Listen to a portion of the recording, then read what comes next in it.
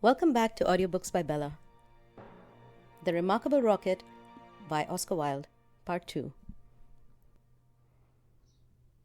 Then the moon rose like a wonderful silver shield, and the stars began to shine, and a sound of music came from the palace.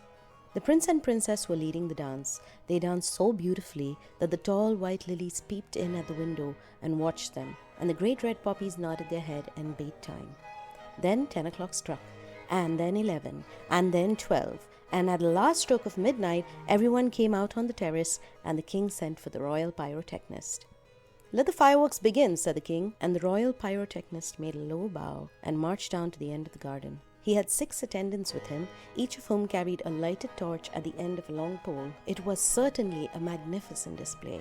Whiz, whiz went the Catherine wheel as she spun round and round. Boom, boom went the Roman candle. Then the squibs danced all over the place, and the Bengal lights made everything look scarlet. "Goodbye!" cried the fire balloon as he soared away, dropping tiny blue sparks. "Bang, bang!" answered the crackers, who were enjoying themselves immensely.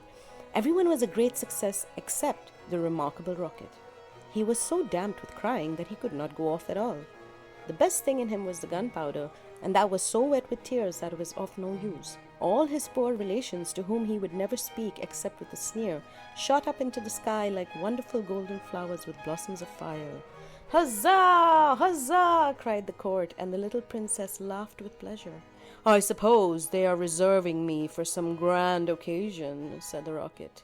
"No doubt that is what it means." And he looked more supercilious than ever. The next day the workmen came to put everything tidy. "This is evidently a deputation," said the rocket. "I will receive them with becoming dignity." So he put his nose in the air and began to frown severely, as if he were thinking about some very important subject. But they took no notice of him at all, till they were just going away. Then one of them caught sight of him. "Hallo!" he cried. "What a bad rocket!" And he threw him over the wall into the ditch. "Bad rocket? Bad rocket?" he said as he whirled through the air. "Impossible! Grand rocket is what the man said. Bad and grand sound so very much the same. Indeed, they often are the same." And he fell into the mud. "It is not comfortable here," he remarked, "but no doubt it is some fashionable watering place, and they have sent me away to recruit my health. My nerves are certainly very much shattered, and I require rest." Then a little frog with bright jeweled eyes and a green mottled coat swam up to him. "A new arrival, I see," said the frog. "Well, after all, there is nothing like mud. Give me rainy weather and a ditch, and I am quite happy. Do you think it will be a wet afternoon? I am sure I hope so, but the sky is quite blue and cloudless. What a pity," said the rocket, and he began to cough. "What a delightful voice you have," cried the frog. "Really, it is quite like a croak, and croaking is, of course, the most musical sound in the world. You will hear our glee club this evening. We sit in the old duck pond close by the farmer's house, and as soon as the moon rises we begin. It is so entrancing that everybody lies awake to listen to us. In fact, it was only yesterday that I heard the farmer's wife say to her mother that she could not get a wink of sleep at night on account of us. It is most gratifying to find oneself so popular." said the rocket angrily. He was very much annoyed that he could not get a word in. "A delightful voice, certainly," continued the frog. "I hope you will come over to the duck pond. I am off to look for my daughters. I have 6 beautiful daughters, and I am so afraid the pike may meet them.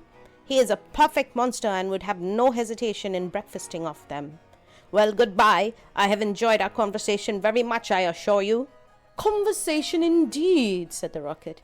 "You have talked the whole time yourself. That is not conversation." "Somebody must listen," answered the frog, "and I like to do all the talking myself. It saves time and prevents arguments." "But I like arguments," said the rocket. "I hope not," said the frog complacently. "Arguments are extremely vulgar, for everybody in good society holds exactly the same opinions. Goodbye a second time. I see my daughters in the distance." And the little frog swam away. "You are a very irritating person," said the rocket, "and very ill-bred. I hate people who talk about themselves as you do, when one wants to talk about oneself as I do. It is what I call selfishness, and selfishness is a most detestable thing, especially to anyone of my temperament, for I am well known for my sympathetic nature. In fact, you should take an example by me. You could not possibly have a better model. Now that you have had the chance, you had better avail yourself of it, for I am going back to court almost immediately. I am a great favorite at court. In fact, the prince and princess were married yesterday in my honor. Of course, you know nothing of these matters, for you are provincial. There's no use in talking to him, said a dragonfly who was sitting on the top of a large brown bulrush. No good at all, for he has gone away. Well, that's his loss, not mine, answered the rocket. I'm not going to stop talking to him merely because he pays no attention. I like hearing myself talk. It is one of my greatest pleasures. I often have conversations all by myself, and I am so clever that sometimes I don't understand a single word of what I am saying. Then you should certainly lecture on philosophy, said the dragonfly, and he spread a pair of lovely gauze wings and soared away into the sky. How very silly of him not to stay here, said the rocket.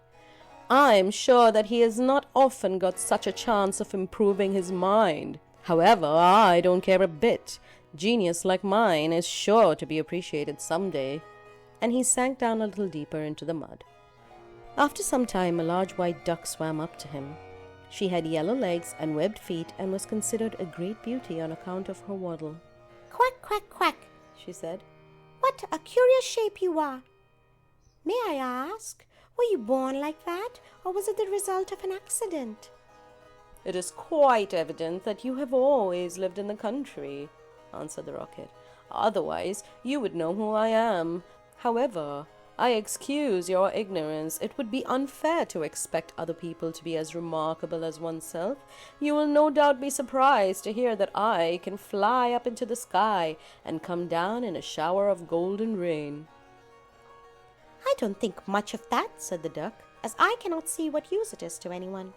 Now, if you could plough the fields like the ox, or draw a cart like the horse, or look after the sheep like the collie dog, now that would be something." "My good creature," cried the rocket in a very hearty tone of voice, "I see that you belong to the lower orders. A person of my position is never useful. We have certain accomplishments, and that is more than sufficient. I have no sympathy myself with industry of any kind, least of all with such industries as you seem to recommend. Indeed, I have always been of the opinion that hard work is simply the refuge of people who have nothing whatever to do." "Well, well," said the duck, who was of a very peaceful disposition and never quarrelled with anyone. "Everybody has different tastes. I hope at any rate that you're going to take up your residence here." "Oh dear, no," cried the rocket. "I am merely a visitor, a distinguished visitor. The fact is, I find the place rather tedious. There is neither society here nor solitude.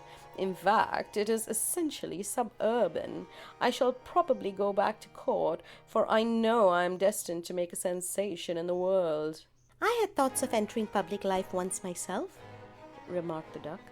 "There are so many things that need reforming.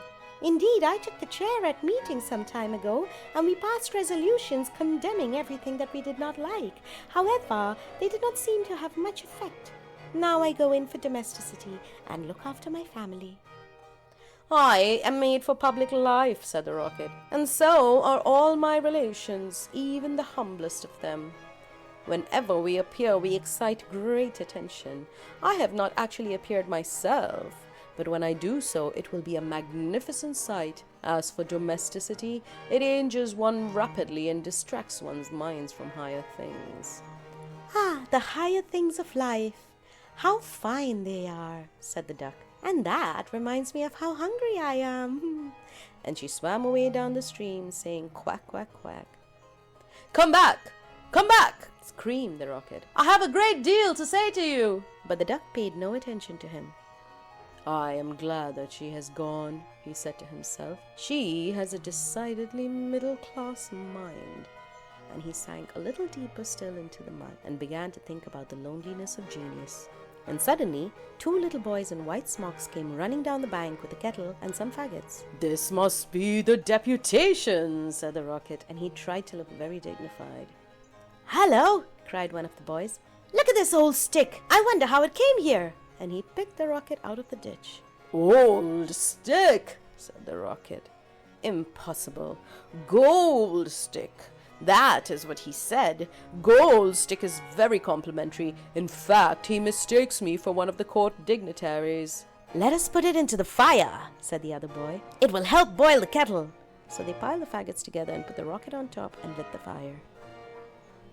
"This is magnificent," cried the rocket. "They are going to let me off in broad daylight so that everyone can see me." "We will go to sleep now," they said, "and when we wake up, the kettle will be boiled." And they lay down on the grass and shut their eyes.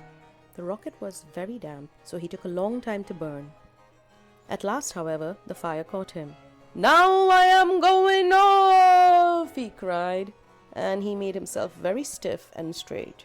"I know that I shall go much higher than the stars, much higher than the moon, much higher than the sun. In fact, I shall go so high that—" Fizz, fizz, fizz, and he went straight up into the air. "Delightful!" he cried. "I shall go on like this forever. What a success I am!" But nobody saw him. Then he began to feel a curious tingling sensation all over him.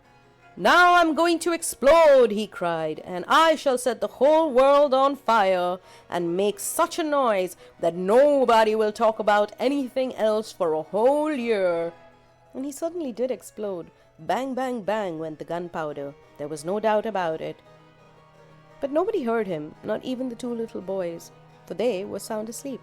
Then all that was left of him was a stick, and this fell down on the back of a goose who was taking a walk by the side of a ditch. "Good heavens!" cried the goose. "It's going to rain sticks!" And she rushed into the water. "I knew I should create a great sensation," gasped the rocket, and he went out. Thank you for tuning in to Audiobooks by Bella. Please subscribe for more wonderful stories such as this one.